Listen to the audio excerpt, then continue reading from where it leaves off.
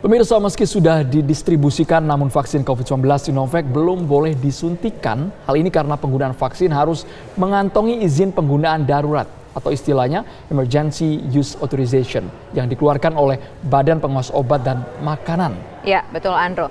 Sudah sejauh mana lantas proses yang dilakukan BPOM untuk mengeluarkan EUA ini terhadap vaksin Sinovac? Kita akan berbincang dengan Direktur Registrasi Obat BPOM, yaitu ada Dr. Lucia Rika Andalusia. Selamat sore, Dok.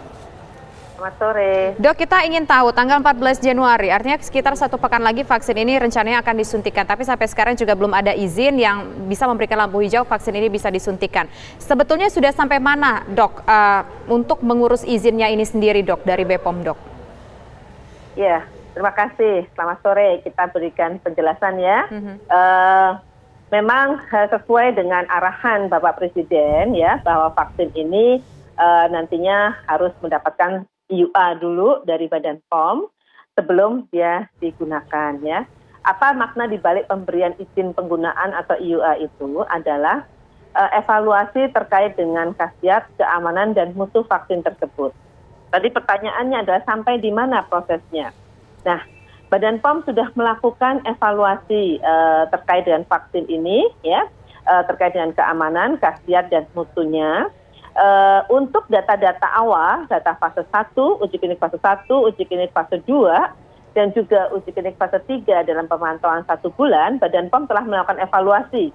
Karena kita menerapkan sistem rolling submission, yaitu evaluasi secara bertahap. Ya, semua data-data yang diberikan oleh pendaftar, dalam hari ini Bio Farma, dapat kita lakukan evaluasi lebih dahulu. Ya. Kemudian kita masih menunggu satu lagi tahap final, yaitu data uji klinik fase 3 dengan periode pengamatan 3 bulan. Ya, tentunya 3 bulan ini adalah persyaratan minimal dari WHO untuk dapat diberikan penerbitan izin dalam kondisi emergency atau emergency use authorization ini. Ya, jadi kita menunggu tahapan ini. Mudah-mudahan peneliti dapat segera memberikan kepada kita, kepada kami, Badan POM, ya. Dan Badan POM segera memberikan EUA-nya tersebut dan mudah-mudahan itu bisa terlaksana sebelum pelaksanaan penyuntikan ya. Dr. Lucia, apakah hanya izin UA itu yang menjadi pegangan agar bisa disuntikan ke masyarakat? Karena tadi kita tampilkan sebelumnya ada cuplikan bahwa distribusi vaksin di sebagian wilayah dari 34 provinsi ini sudah mulai berjalan. Apakah nantinya menunggu itu semua selesai baru bisa disuntikan ke masyarakat? Atau ada izin lain yang menjadi pegangan? Tidak ya, kita tentunya skema EUA ini merupakan pilihan skema yang fleksibilitas sudah merupakan fleksibilitas regulatori. Dan kalau kita mendengar ya, semua negara menerapkannya seperti itu ya, EUA tersebut. Dan ini merupakan best practice internasional ya. WHO pun juga menyarankan atau memberikan standar seperti itu ya. Jadi kita menunggu EUA itu. Kenapa kok didistribusikan? Ya tentunya kita tahu ya bahwa Indonesia ini negara kepulauan, negara yang sangat luas ya, dan dengan sarana distribusi yang tentunya membutuhkan effort yang sangat tinggi ya.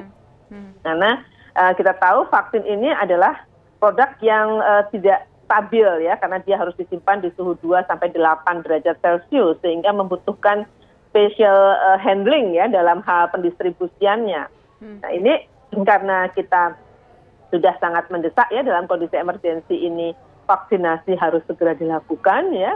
Kalau kita melihat angka kejadian COVID-nya juga semakin tinggi, bukan hanya di Indonesia ya, semua negara, tentunya proses pelaksanaan vaksinasi ini harus segera dilakukan.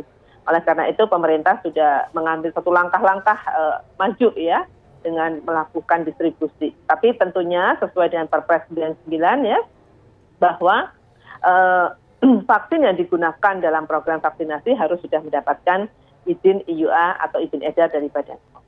Nah, kalau seandainya izin tersebut sudah keluar, izin edar EUA tersebut dari Badan POM, tetapi uji klinisnya tahap ketiga ini belum semuanya rampung, apakah ini juga akan diperkenankan untuk disuntikan, Dok?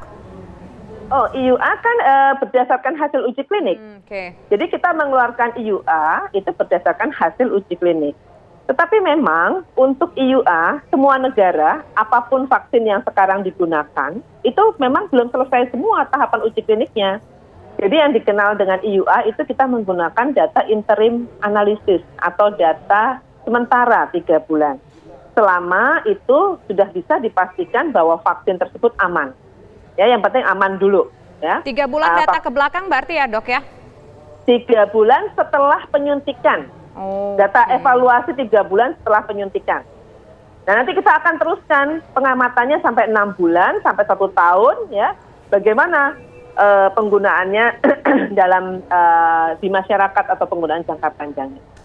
Baik, Dr. Lucia, ini kan target dari pemerintah, bahkan Presiden dengan tegas mengutarakan dari Januari sampai dengan April itu merupakan prioritas tahap pertama untuk tenaga kesehatan. Pertengahan Januari ini harusnya sudah eksekusi penyuntikan vaksin Sinovac ini. Nah, kira-kira mungkin tidak semua perizinan itu yang tadi disebutkan UA itu semuanya selesai, Dr. Lucia? Ya, kita berharap selesai ya. Kita optimis lah, kita berharap selesai. Kalau bisa kita kasih skor, Ibu Dokter, dari 1 sampai dengan 10 kesiapan ini UA, kemudian vaksin bisa disuntikan kepada penerima tenaga medis di tahap pertama ini, kita berada di angka berapa sebagai gambaran? Kasih skor ya. Waduh, saya susah nih kalau dikasih scoring ya. Intinya sih tadi sudah saya sampaikan ya, data uji klinik fase 1 dan fase 2 sudah selesai dievaluasi. Data uji klinik fase 3 untuk pengamatan 1 bulan sudah selesai dievaluasi. Kita tinggal menunggu data pengamatan 3 bulan, ya, 3 bulan setelah penyuntikan, ya. Ya, silahkan di scoring sendiri ya. Karena ini intinya. Tapi ini 1 pekan waktu yang singkat loh dok. Tapi apakah 1 pekan ini bisa terrealisasikan rencana 14 Januari tersebut? Mudah-mudahan ya, kita optimis saja bisa terrealisasi. baik, Dr. Lucia. Ya.